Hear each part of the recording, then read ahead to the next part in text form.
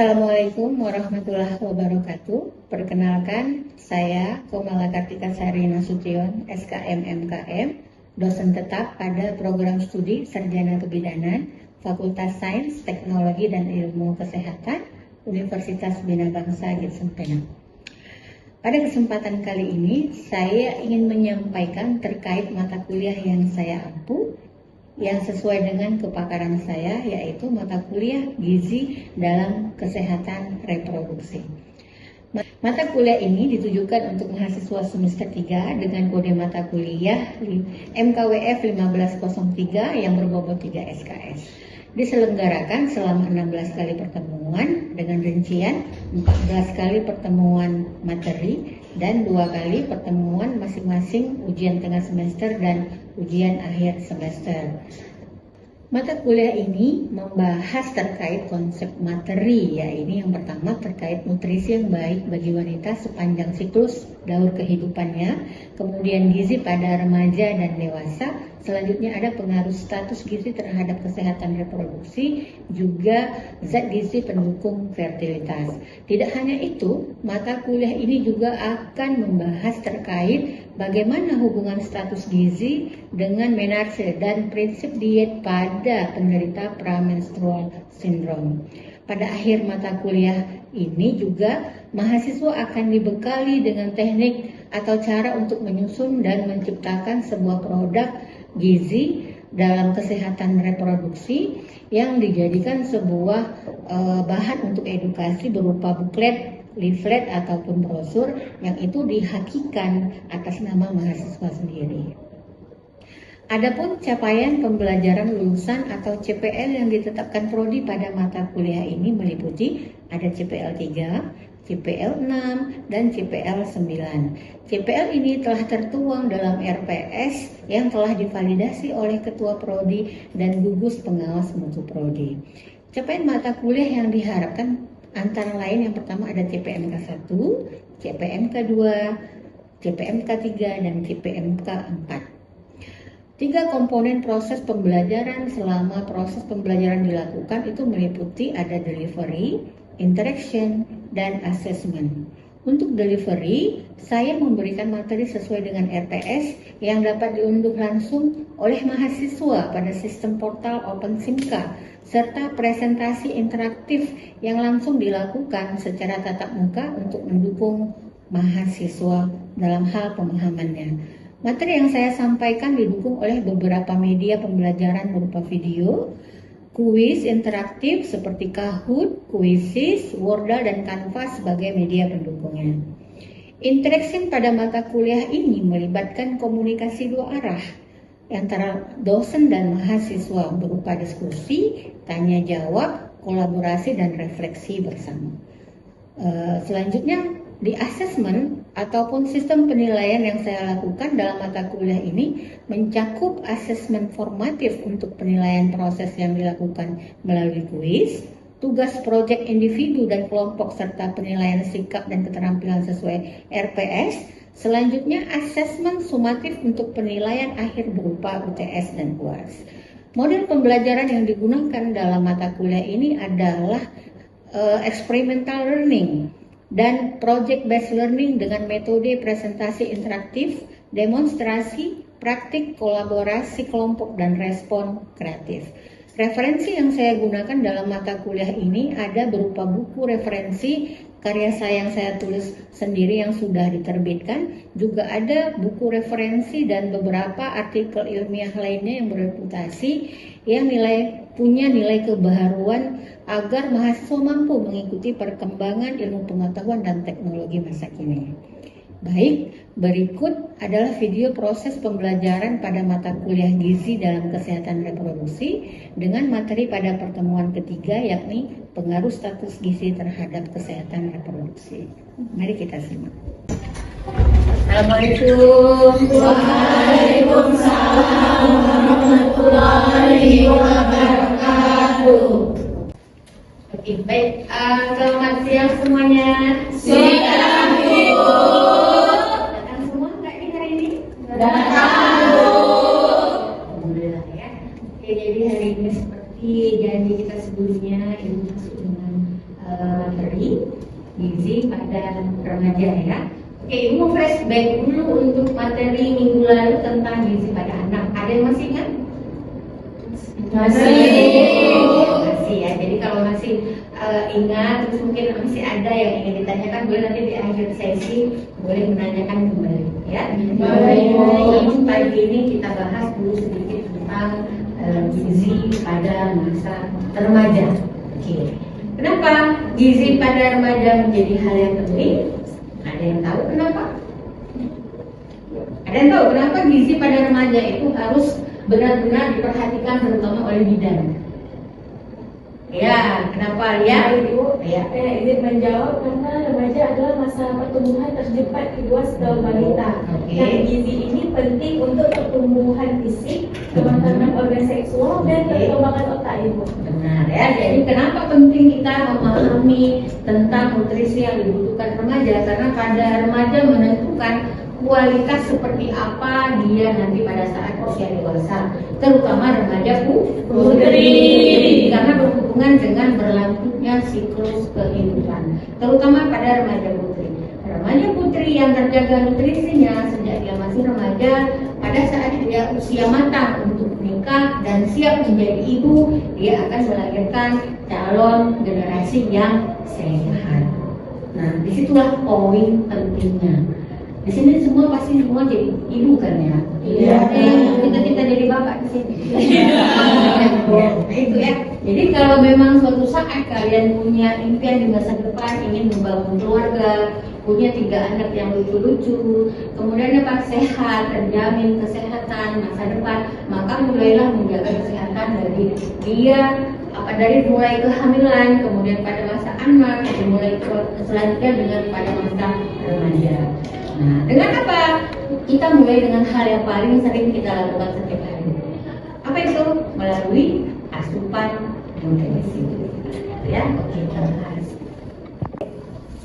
Nah, tadi ada pertanyaan, Kak, gimana sih biar tetap langsing tapi makannya banyak? Nah, gimana?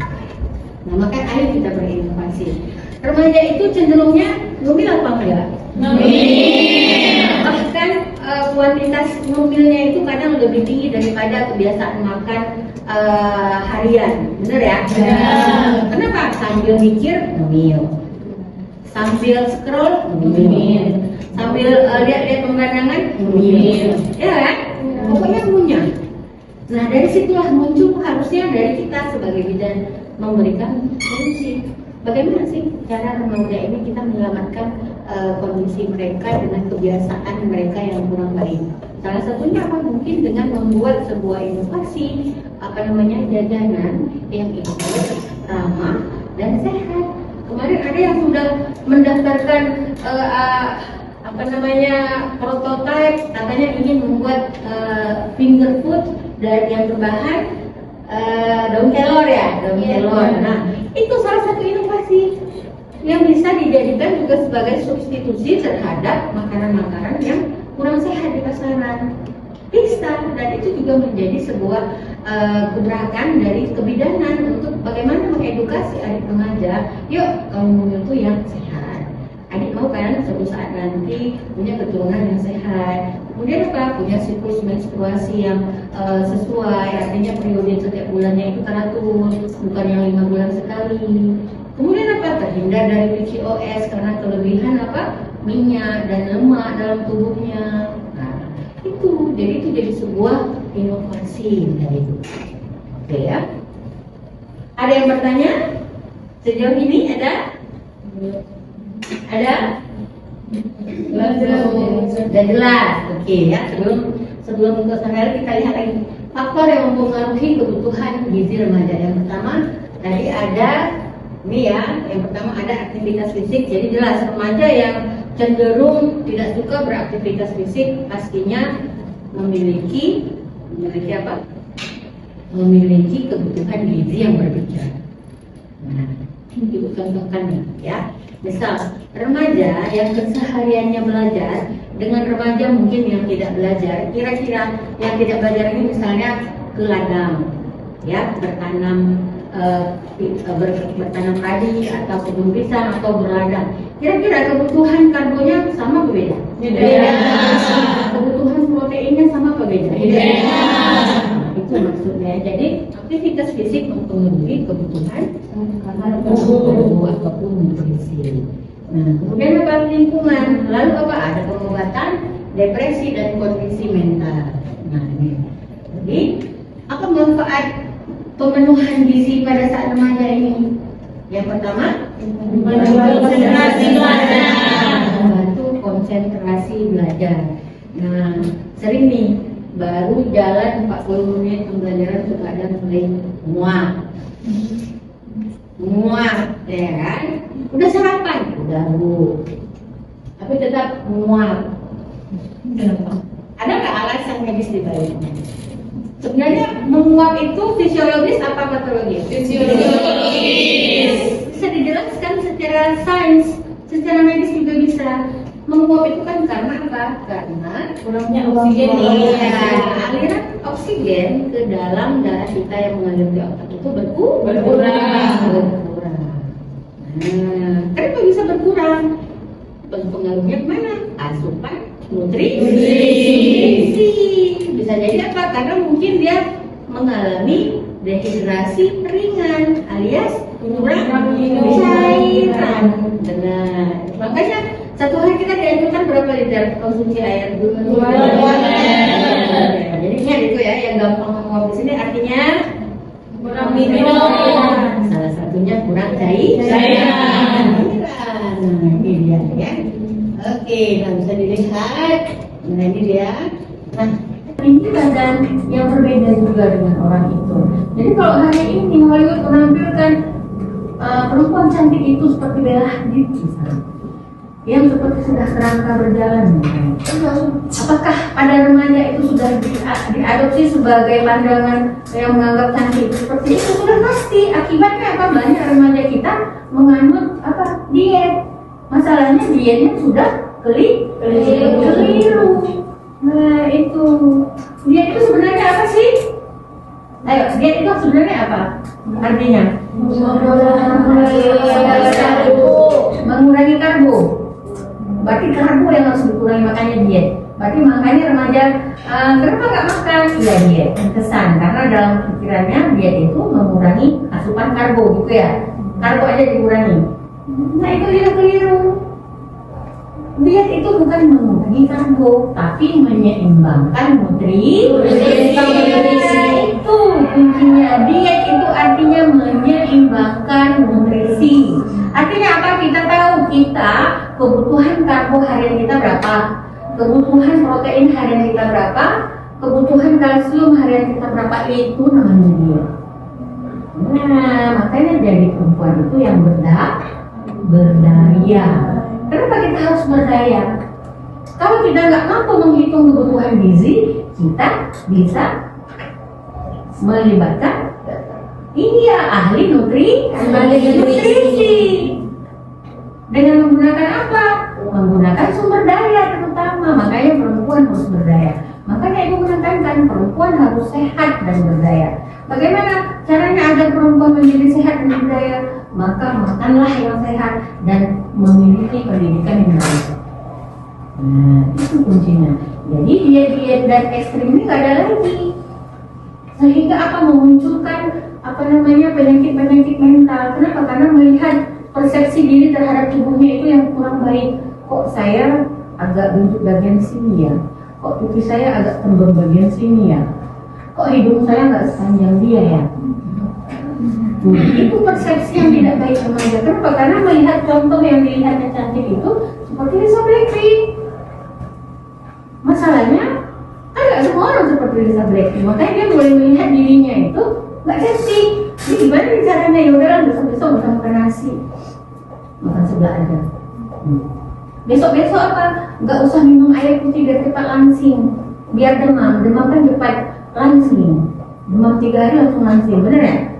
Iya, kenapa kan nggak nafsu makan? Atau yang lebih parah lagi apa? Pernah ada kasus remaja minum pil yang mengandung cacing pita. Supaya apa? Supaya langsing. Kan sudah sudah ekstrim namanya, sudah salah ya. Ada remaja juga yang mengalami anoreksia, ada yang mengalami bulimia nervosa, itu gangguan-gangguan pola makan namanya yang berpengaruh terhadap kesehatan mental remaja. Tuh, karena citra cantik tadi yang dia lihat itu dia lanjut. Ya, jadi dia salah memandang dirinya sehingga apa? Dia langsing makan banyak-banyak tapi buang lagi bulimia, ya kan? Kemudian apa? Yang menolak makan sama sekali, apa namanya? Anoreksia. Kemudian ada kemarin kasus satu yang di Indonesia kita lihat yang mengadopsi gaya hidup vegetarian 100%. Artinya apa? Pisang ambil di pohon makan, bayam ambil di kebun makan, tanpa dia apa-apain. Minumnya air kelapa doang minum. Kemudian apa lagi yang terjadi 10 tahun kemudian meninggal dunia? Iya benar, itu kasus ada ceritanya. Itu yang jangan sampai diadopsi oleh remaja kita. Kenapa? Karena memandang dirinya itu tidak puas, persepsi terhadap tubuhnya itu tidak baik, sehingga menggunakan cara-cara yang keliru untuk kelihatan cantik tadi. Nah, oke ya. Oke, sebelum masuk ke sini ada yang ingin bertanya, boleh? Siapa yang mau bertanya? Yanti. Ya, Yanti. Oke, apa pertanyaannya Yanti? Kebiasaan mengkonsumsi makanan yang tinggi kandungan gula dan minyak itu dapat mempengaruhi siklus haid. Oke, of course ya, sudah pasti. Tadi sudah kita bahas juga ya. Remaja yang hari ini konsumsi gula, konsumsi minyak, contoh konsumsi gula seperti yang katakan tadi, nongkrong di kafe sore-sore minumnya apa? Minumnya es teh. Kalau bulan muda mungkin meningkat jadi apa? Matcha. Atau yang lebih keren lagi mungkin butterscotch, ya kan? Yang tinggi gula. Kemudian tambah lagi makanannya apa? Donat. Apakah ada buah dan sayurnya di situ? Enggak. Apakah itu sudah keren? Sudah. Nah, ya. Kan itu ya, kita lihat ya. Jangan kan ya, mungkin ibu-ibunya pun begitu. Nah, ini yang harus kita benahi.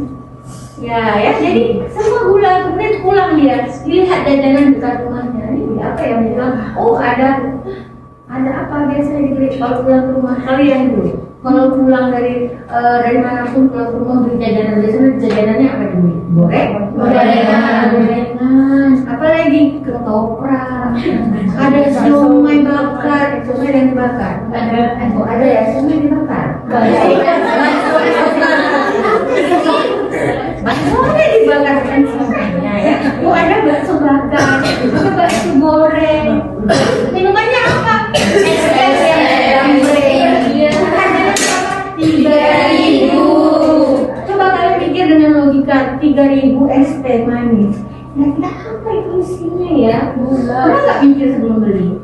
Nah, itu yang belum ada ya. Jadi kita jangan bahagia. Ya Allah 3.000 hebat banget.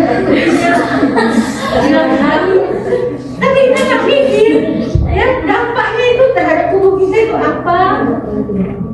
Nggak ingin apa melahirkan Einstein berikutnya? Ibu serius ya. Kenapa? Karena angka kecerdasan rata-rata Asia itu semakin lama semakin rendah, khususnya di Indonesia. Terutama apa? Literasi juga semakin rendah, kemampuan matematika anak-anak Indonesia juga semakin rendah.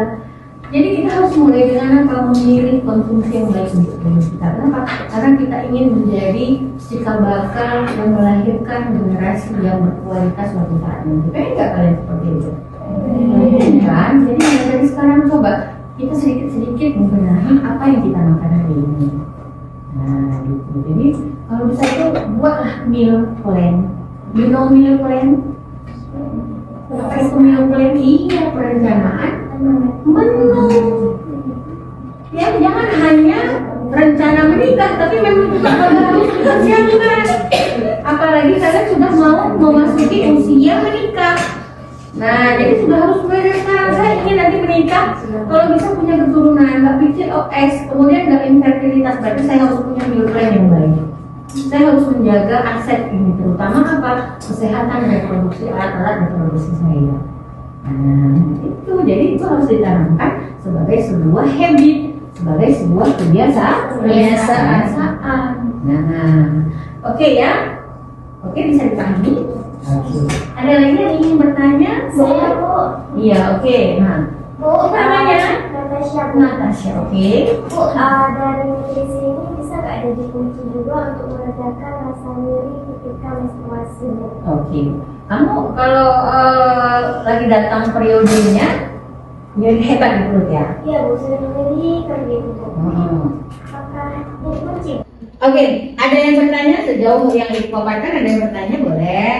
Saya Bu. Oke, Saya ingin bertanya tentang nyeri haid Bu. Ya, Apakah pola makan yang baik dapat membantu mengurangi nyeri haid? Oke, pertanyaan yang bagus ya. Apakah pola makan atau kebiasaan makan berpengaruh terhadap nyeri atau kram yang dirasakan pada saat periode bulannya datang? Oke, siapa di sini yang kalau periode bulanannya datang atau menstruasinya datang bisa sampai pingsan? Ada nggak di sini? Kalau yang sampai bed mood, nggak sanggup kemana-mana, ada nggak? Ada. Langsung bed mood, marahan, nggak mau kemana-mana, sakit pinggang, pokoknya gitu, ada? Sebenarnya apa sih yang membedakan? Kenapa pada sebagian orang pada saat datang menstruasi ada yang sakit kram perutnya membahana sampai harus minum obat dari apotik misalnya. Ada yang tetap bisa beraktivitas kayak nggak terjadi apa-apa. Ada ya? Ada. Nah itu kenapa sih sebenarnya? Nah, kembali lagi apa tadi? Pengaruh nutrisi. Nah benar sekali. Jadi orang yang biasanya nih remaja putri yang biasanya punya siklus menstruasi dengan nyeri atau kram perut hebat biasanya dengan pola konsumsi juga yang kurang sehat. Bisa menjadi dia kekurangan kalsium, kekurangan protein, dan kekurangan mikronutrien lainnya yang dibutuhkan oleh tubuh. Maka jadinya apa? Kram perut menjadi-jadi sehingga harus minum obat. Nah itu. Jadi apa? Nggak bisa kita sepelekan makanan itu. Karena pengaruhnya ke semua sistem faal tubuh kita, terutama untuk perempuan. Nah, gitu ya. Jadi setiap makanan yang kita makan itu berpengaruh terhadap tubuh kita, terutama pada remaja putri. Oke. Ya, ingat, jadi kalau mau datang periode banyaklah memakan kalsium, mikronutrien, kemudian apa? Zat besi. Sumber zat besi dari mana? Banyakin makan telur, sayur-sayuran, sayur bayam terutama ya. Kemudian apalagi daging segar, bukan daging mentah ya, daging segar. Kalau daging mentah boleh nggak makan sashimi Bu? Misalnya. Boleh nggak makan sushi Bu yang mentah-mentah? Nah, tergantung. Ya tergantung lagi apakah itu hygiene itu dimakan. Tergantung lagi dari hygiene atau tidaknya. Ya tapi tidak dianjurkan sih, terutama pada ibu hamil. Ya. Jadi ingat, kebiasaan makan berpengaruh terhadap kram yang dirasakan pada saat menstruasi. Oke, benar ini? Jelas. Oke. Next question, ada lagi? Boleh? Iya, Tasya. Gimana Tasya? Ibu, saya ingin bertanya, apakah diet intermittent fasting itu berpengaruh pada siklus menstruasi? Oke. Diet IF ya? Intermittent fasting. Ada yang diet itu di sini? Enggak pengen coba. Oke ya. Ngaruh nggak sih Bu diet IV itu ke pola menstruasi tadi ya? Oke, pola menstruasi Tasya sebelumnya lancar, teratur, atau lambat, atau kelebihan? Teratur ya, berarti ada rencana diet IV juga ya. Oke, jadi diet IV itu sebenarnya bagus kalau diterapkan. Kenapa? Karena dia punya jendela waktu gitu. Karena tubuh kita juga pada dasarnya butuh dipuasakan. Nah, itu jadi kalau nanti ke periode menstruasinya enggak. Yang mempengaruhi periode menstruasi itu adalah asupan nutrisi. Seberapa besar nutrisi yang kita abaikan, nah itu yang mempengaruhi terhadap periode menstruasi, bukan puasanya. Karena sejatinya kan puasa itu hanya berlangsung bisa jadi 8 jam, 12 jam, setelah itu kan kita langsung lagi mengkonsumsi makanan yang penuh dengan nutrisi. Tergantikan lagi cairan tubuh kita, mikronutrien kita, makronutrien kita. Jadi itu yang kita utama, ya.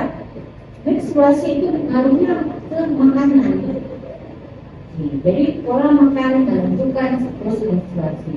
Yang hari ini misalnya dulu tinggal sama ibu, haidnya tiap bulan lancar, giliran pergi kuliah kos, haidnya bagaimana? Bisa 2 bulan sekali, bisa 2 bulan, 1 bulan, bisa 3 kali, ada yang begitu? Ya, tadi aku tanya semua mahasiswa yang baru-baru kuliah itu, adik-adik kalian itu dulu tinggal sama ibunya, haidnya lancar, giliran pergi kuliah dan ngekos, haidnya jadi berantakan. Apa faktor yang menyebabkan? Jelas. Apa? Kenapa waktu kuliah? Udah, jadinya apa? Makan terbang, benar ya? Iya, istirahat terbang, semua terbang. Ya nggak? Jadi ngaruh. Ya, semua bersemangat. Gimana sih? Oh, jelas. Ada lagi? Skip. Oke, semuanya. Jadi sepanjang penjelasan materi ibu tadi, ibu mau satu orang mereview materi kita hari ini. Ya, boleh? Siapa? Oke, ya silakan. Baik, kesimpulan atau semuanya kita rangkap hari ini adalah masa remaja adalah masa pertumbuhan tercepat kedua setelah balita. Kebutuhan gizi ini mendukung untuk pertumbuhan fisik satu, yang kedua untuk kematangan organ seksual serta perkembangan pertumbuhan otak. Nah, masalah yang sering muncul jika kekurangan gizi pada remaja itu menyebabkan underweight dan anemia serta stunting. Jika lebih akan menyebabkan overweight itu seperti itu. Oke, berikan tepuk tangan. Oke, ya.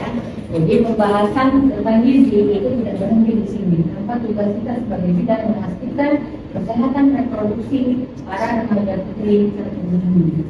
Karena goal kita apa? Remaja putri ini goal kita nanti melahirkan generasi yang bebas stunting. Dimulai dari apa? Remaja yang tidak anemia. Karena remaja yang anemia berpeluang lebih tinggi melahirkan bayi-bayi yang stunting dan yang penyakit lain. Bayi yang remaja yang anemia berpotensi menjadi ibu hamil juga yang anemia. Ibu hamil yang anemia beresiko apa? BLR, ya kan? Beresiko melahirkan bayi prematur. Resiko menurunkan penyakit-penyakit tertentu pada bayi. Nah, itu yang harus kita jadikan poin pencegahan kita. Kenapa? Karena goal kita adalah bagaimana remaja putri ini suatu saat nanti melahirkan generasi sehat bebas penyakit. Oke, baik. Kalau sudah paham semuanya, boleh. Kalau ada yang masih ingin ditanyakan juga boleh nanti di pertemuan berikutnya. Baik, ibu tutup semuanya. Terima kasih ibu ucapkan. Semoga kalian hari-harinya baik dan semangat keluarganya tetap tinggi.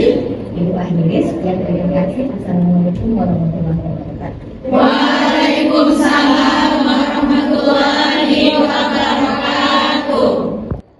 Sekian video proses pembelajaran mata kuliah gizi dalam kesehatan reproduksi program studi sarjana kebidanan Fakultas Sains Teknologi dan Ilmu Kesehatan Universitas Bina Bangsa Getsempenan.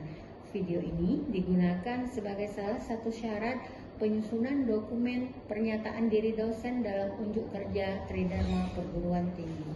Semoga adanya video ini bisa menjadi pertimbangan yang baik dalam proses penilaian sertifikasi dosen tahun 2006. Terima kasih saya ucapkan. Assalamualaikum warahmatullahi wabarakatuh.